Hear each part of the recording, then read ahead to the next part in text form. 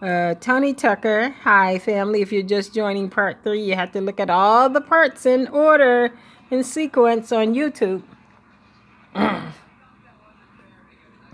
check this out. This is just a fast way of getting this stuff done. And then I have these little elf setting things. I never used to use this stuff, but since it's all hip and in style, I'm going to use some of this. I already have one open. Here's another one. It gives a little shimmer. It's fresh, refreshing.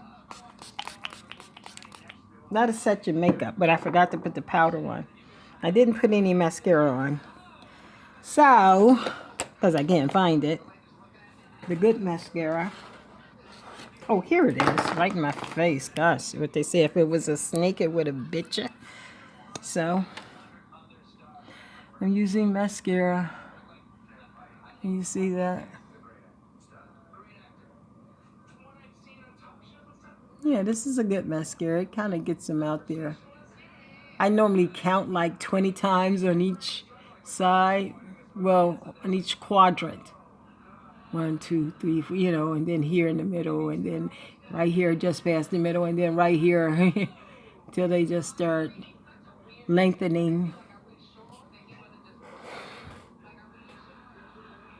Instead of that.